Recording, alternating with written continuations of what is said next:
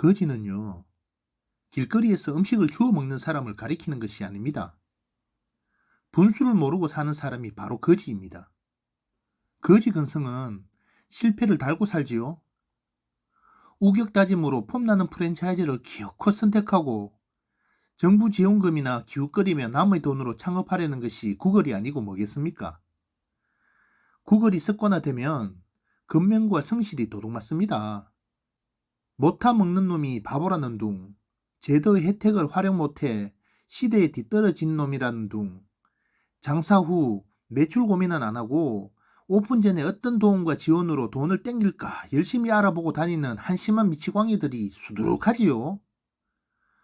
공짜라는 인식으로 지원을 받으려는 자에게는 반드시 절차에 따라 증빙 서류를 갖춰 기관 단체의 자격심사를 꼭 받아야 하지 않겠습니까?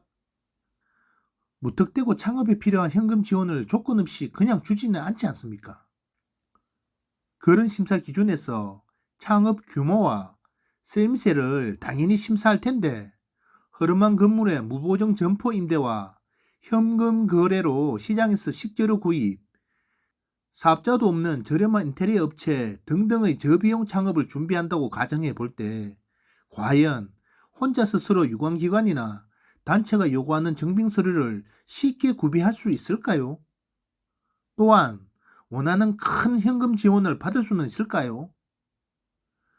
반대로 위치 좋은 비싼 건물 임대와 식재료 구입이 조금 비싸겠지만 세금 계산서가 투명한 대형마트의 거래, 법인 사업체로 등록된 인테리어 업체의 시설을 선택 창업한다면 분명 다른 결과가 나오지 않았을까요?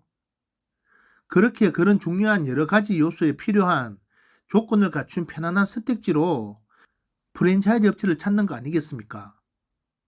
프랜차이즈 그들은 없는 것도 새로 만들어서라도 친절하게 각종 복잡한 일까지 마다하지 않고 자신들의 가맹점으로 만들기 위해 적극적으로 일처리를 척척 잘해줍니다.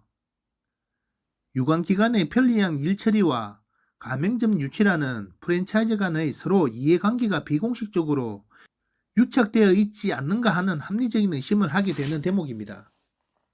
다시 말해 혼자 창업해서 그런 증빙 서류를 완벽하게 갖추기가 쉽지 않고 유관기관이든 단체든 은행이든 모두 다 수준 높은 지원을 위한 복잡한 절차를 요구하다 보니 당연히 일처리가 편한 프랜차이즈로 선택하는 경우가 많다는 것이지요.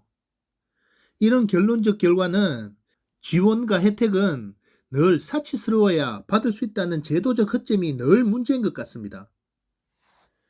더 큰 문제는 100% 공짜가 아니라는 것이어서 나중에 뒷감당을 전혀 할 수가 없다는 사실입니다. 3천만 원이 있으면 오롯이 3천만 원짜리 창업을 할 것인가, 아니면 초저금리로 각종 지원과 혜택을 받아서 3천만 원 플러스 7천만 원을 더 땡겨 1억으로 창업할 것인가를 스스로에게 되물어봐야 합니다. 이거 정말 매우 중요한 사안입니다.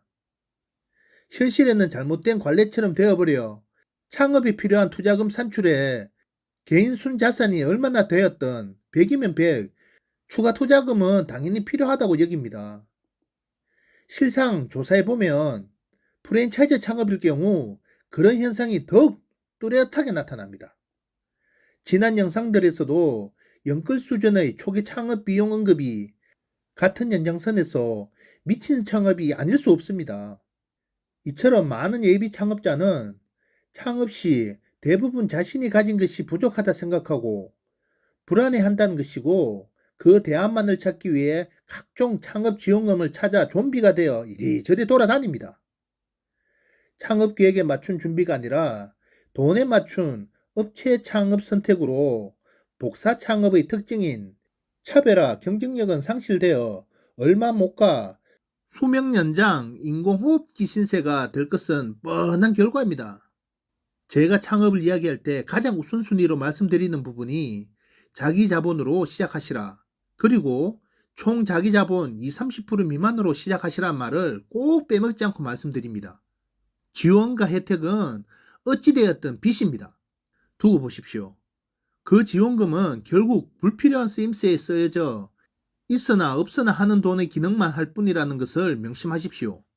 시작부터가 지원금만큼 빚을 안고 시작하는 꼴이며 경쟁력에서 매우 불리한 조건일 수밖에 없어 꽁돈 같아 보이는 각종 지원에 신중한 결정을 하시라 말씀드립니다. 자, 오늘도 징글징글한 프랜차이즈 이야기 하나 더 해볼까 합니다. 여러분들, 무지가 폭력이란 말 들어보셨습니까? 그런데 창업을 모른다고 무지하다고 말할 수 있습니까? 각자의 삶에 숨만 쉬고 살지 않았다면 분명 자신만의 특기와 전문성을 다들 가지고 계시지 않습니까? 그렇다면 처음 도전하는 창업에서 무지는 당연할 수밖에 없습니다. 하지만 창업 전문 용어 몇 개 이해 못하는 것을 두고 당연하다고 말씀드리는 것이지 지금 삶의 경험과 노하우가 응대할 상대의 은행에 깊이 있는 이해를 못한다거나 저의 파악을 못할 때는 그건 무지가 맞습니다. 얄팍한 지식으로 전문성을 강조하는 조어와 멋있는 레토닉으로 너덜너덜해진 자존심을 추스르기 어려울 정도까지 만들어버리는 것은 프랜차이즈들의 오랜 못된 관습입니다. 그런데 오늘 이야기는 창업 당사자와의 관계 설정보다 이것들의 카르텔로 창업시장 전체를 오물로 뒤덮으려 하는 트렌드 조성이 매우 우려스러운 지경까지 왔음을 지적하려 합니다. 지금부터 예를 들어 보겠습니다. 그것은 바로 광고라는 명분으로 각종 언론과 미디어를 통해 자신들이 유리한 여론을 조장하는 사실인데 저는 처음 이 말이 나올 때는 쌍욕이 나올 뻔했습니다. 전빵 하나 차린 소상공인 자영업자에게 듣도 보도 못한 투자금 회수기간이라는 말을 씨부리 샀는데 언제부터인가 그것이 당연한 트렌드가 되어버렸지 않습니까? 프랜차이즈가 활성화되기 전에는 상상도 못하는 말이 이제 창업시장에서 아주 익숙해진 용어가 되어버렸죠. 떼돈 벌겠다는 것도 아니고 생활만 할 수 있는 최소한의 돈을 벌고자 장사하는데 시작부터 몇 년치의 빚을 내라고 하니 미친 것들 아닙니까? 아니, 그것을 당연히 여기는 예비 창업자분들이 더 미친 것들이겠지요. 오래전에는 그냥 몇 달만 하면 투자 원금만 뽑는다는 식이었는데 생뚱맞게 무슨 놈의 회수기간이란 표현들이 왜 생겨났냐는 것입니다. 회수기간 안에 폐업 안 될 거라고 어느 프랜차이즈가 보장할 수 있습니까? 단 한 것도 없지 않습니까? 실제 많은 프랜차이즈가 투자금 회수기간 안에 폐업하는 경우가 수두룩합니다. 그 말이 프랜차이즈 창업일 때만 쓰는 용어이지 않습니까? 소자본 혼자 창업해서 수천만 원, 수억씩 들어갈 일이 뭐가 있습니까? 한두 달, 서너 달 하면 투자 원금 다 뽑는다는 식이지 회수 기간이라면서 1년, 2년, 심지어는 3년까지 긴 시간을 필요로 하는 것을 당연시 여기는데 현재 창업 후 평균 영업기간이 2년 8개월에 1년 내 폐업률도 34.7%라는 통계만 봐도 뭔 답이 나오겠습니까? 그것도 2년 8개월 안에 수익이 흑자였다면 폐업을 하겠냐고요. 결국 적자가 누적되니 폐업할 텐데 그 말대로라면 투자금 회수는커녕 시작부터가 몇 천만짜리 몇 억짜리 떡 사먹고 시작하는 것입니다. 프랜차이즈가 투자금 회수 기간이라는 표현을 쓸 때는 그 기간 동안 운영 시 투자금, 보존, 안심 보장제 같은 멋진 용어들은 왜 못 만들어내냐고요.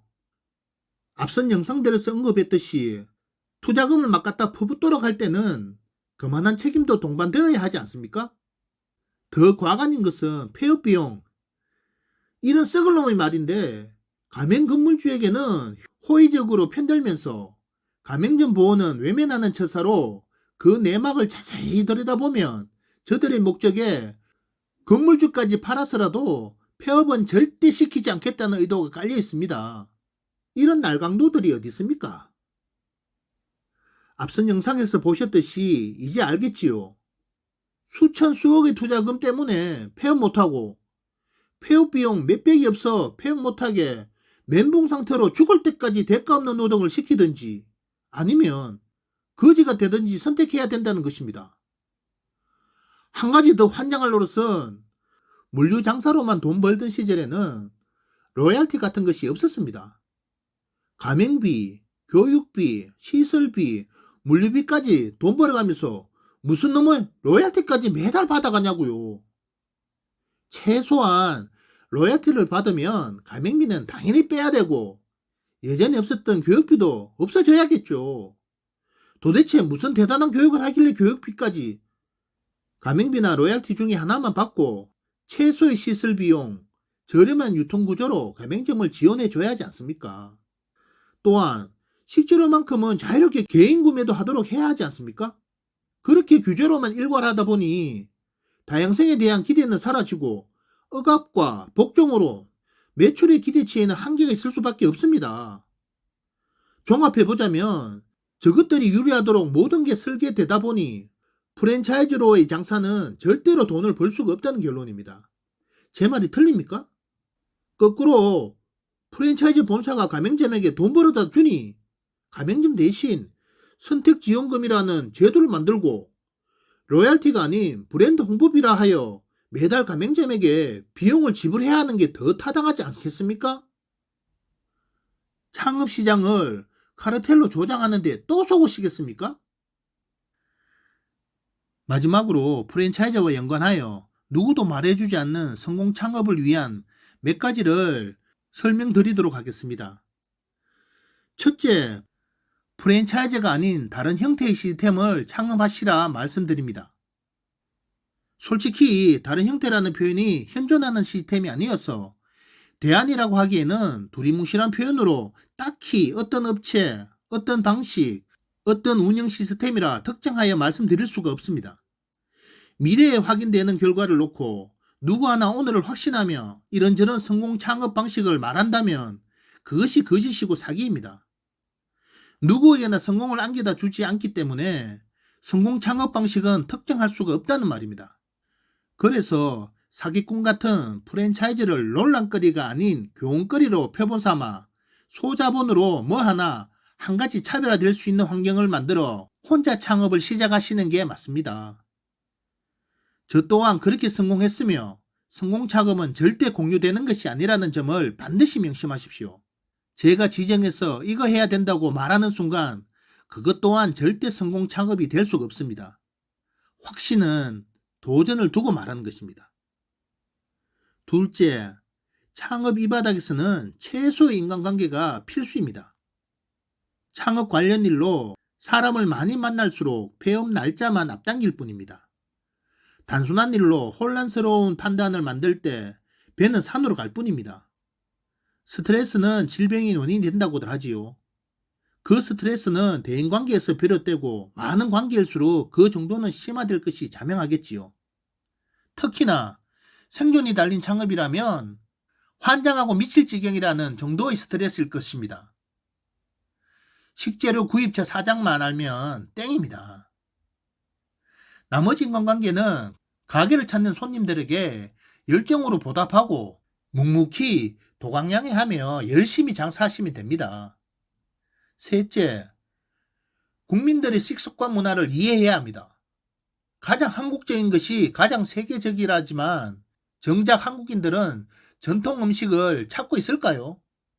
길거리에서 전통 백반집을 이제 찾아보기 힘들지 않나요? 전통을 고집하는 로컬푸드는 지역에 한두 곳이면 족하고 지금의 창업시장은 전통, 원조, 옛날 뭐 그딴 표현 방식의 영업으로는 택도 없고 그냥 호기심에 추억 소환 1회 방문점밖에 안 됩니다.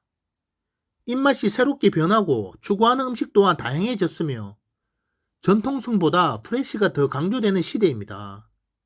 앞으로도 쭉 대한민국 창업시장이 그러할 것입니다. 그런데 프레시 중에서도 변화를 주는 정도가 아닌 혁신이 절대적이라는 것을 아시기 바랍니다. 예를 들어 커피의 맛을 달리하는 것보다 커피를 대체하는 카페 메뉴의 개발이 더 강력한 경쟁력을 만들 수 있을 것이고 치킨, 삼계탕, 찜닭, 닭갈비가 아닌 특별한 닭 요리를 새롭게 론칭하는 것이 성공 포인트가 된다는 것이죠. 또한 맛에 국한된 것은 아닙니다. 운영 시스템, 시설, 서비스 등 다양한 방식으로의 혁신이 이에 포함됩니다. 그래서 특별할 것 없는 대부분의 프랜차이즈들의 수명들이 매우 짧으며 오래도록 유지되는 업체들은 창업시장의 선택지가 그만큼 좁아 선택의 여지가 없어서 눈물 겨자 먹기로 어쩔 수 없이 창업하는 경우입니다. 이젠 급해도 아닌 건 아니어야 합니다. 오늘은 이렇게 프랜차이즈와 관련해서 몇 가지의 성공 비결을 간략히 설명드렸습니다.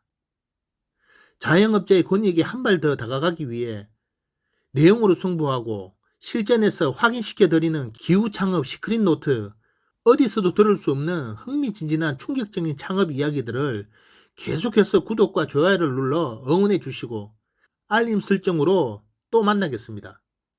실전 창업에 필요한 전투력을 갖춘 필살기가 궁금하시다면 댓글로도 많이 남겨주십시오.